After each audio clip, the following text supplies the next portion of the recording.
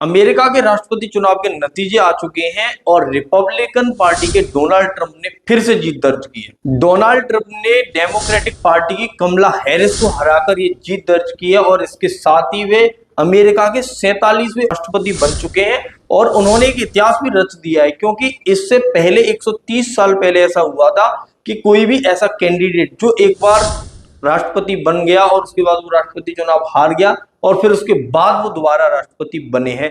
क्योंकि 2017 से 2021 में भी डोनाल्ड ट्रंप राष्ट्रपति रहे थे अमेरिका के और वे उस समय 45वें राष्ट्रपति थे।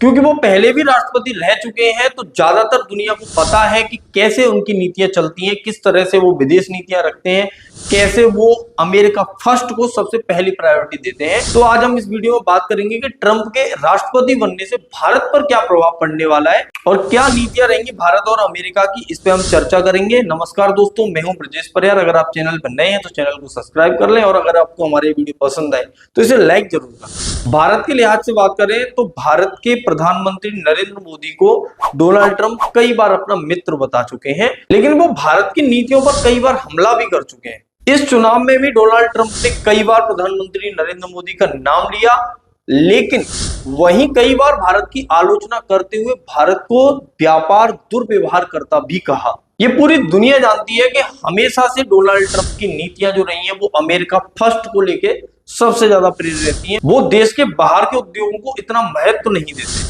अपने पहले कार्यकाल में भी ट्रंप ने अमेरिकी उद्योगों के संरक्षण की नीति अपनाई थी और उन्होंने चीन सहित भारत जैसे देशों पर आयात के टैरिफों को बढ़ाया भी था। और इस बार भी ट्रंप ने अमेरिका फर्स्ट का नारा दिया है। इसका मतलब साफ है कि वो अमेरिकी वस्तुओं और सेवाओं के आयात पर ज्यादा टैरिफ लगाने वाले देशों के खिलाफ कार्रवाई भी कर सकते हैं और भारत भी इस घेरे में आ सकता है। अंतरराष्ट्रीय आर्थिक प्रभावों पर नजर रखने वाले शशांक मंटू ने ट्वीट करके बताया कि अगर ट्रंप ने टैरिफ दरों को बढ़ाया तो इसका भारत पर बहुत ज्यादा प्रभाव पड़ने वाला है। और सामान्यतः अमेरिका और भारत के बीच में जो लेन देन होता है उसमें ज्यादातर वस्तुओं भारत अमेरिका को बेचता है, खरीदने वाली वस्तुओं की संख्या बहुत ही कम है। इसका प्रभाव मुख्यतः जो हमारे मध्यम वर्गीय परिवार है उन पर ज्यादा होने वाला है, क्योंकि जो ब्याज दरें हैं उनमें कटौती नहीं की जा सकती है और महंगाई दर भी बढ़ सकती है। वहीं अगर बात रक्षा संबंधी मोर्चे पर की जाए तो ट्रंप चीन के धुर विरोधी रहे हैं। अपने पिछले कार्यकाल में भी चीन और अमेरिका के जो रिश्ते हैं वो काफी खराब हो गए थे और इसका फायदा सीधा सीधा मिलता है भारत को। और ये माना जा सकता है कि भारत और अमेरिका के बीच में जो भी रक्षा संबंध है वो काफी मजबूत हो सकते हैं।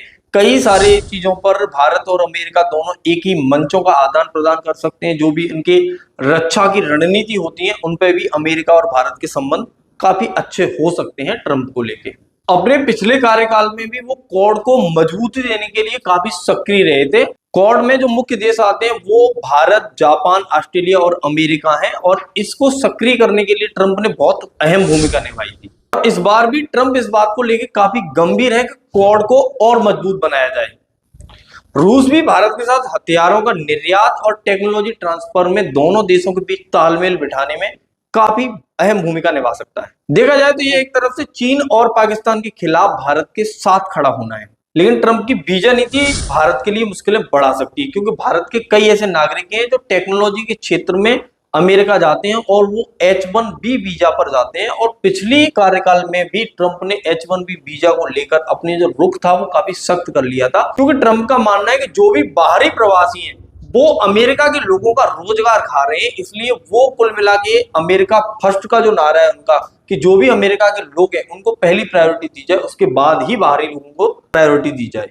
और यह उनके चुनाव का प्रमुख मुद्दा भी रहा है। पिछली बार भी इसका भारतीय पेशेवरों और भारतीय कंपनियों पर काफी प्रभाव पड़ा था। अगर उनकी यह नीति दूसरे कार्यकाल में भी जारी रही तो भारतीयों के लिए अमेरिका में नौकरी करने की जो मुश्किलें हैं वो काफी बढ़ सकती हैं। ट्रंप के लिए मानवाधिकार का मुद्दा भी काफी अहम रहा है, क्योंकि कश्मीर में पुलवामा अटैक के बाद जब भारत ने सर्जिकल स्ट्राइक की थी तो ट्रंप ने इसे अपने मानव हितों के लिए उठाया हुआ कदम बताया और उन्होंने भारत के इस आत्मरक्षा के अधिकार का पूर्ण समर्थन दिया था। और पूरे विश्व में ट्रंप वो अकेले आदमी है जिन्होंने बांग्लादेश में हो रहे हिंदुओं के अत्याचारों के खिलाफ खुल के अपनी आवाज उठाई और उन्होंने अपने ट्वीट में ये भी कहा कि जो भी कुछ बांग्लादेश में हिंदुओं के खिलाफ हो रहा है वो सरासर गलत है और अब राष्ट्रपति बनने के बाद वो बांग्लादेश में अल्पसंख्यकों पर हो रहे अत्याचार के खिलाफ भी कोई ना कोई कदम जरूर उठा सकते हैं। अपने पिछले शासनकाल में ट्रंप ने कई ऐसे इस्लामिक देशों पर प्रतिबंध लगा दिया था कि वो अमेरिका में प्रवेश ही नहीं कर सकते, क्योंकि ट्रंप इस्लामिक आतंकवाद के सख्त खिलाफ रहते हैं। ट्रंप वो नेता हैं जो कहते हैं वो करते हैं।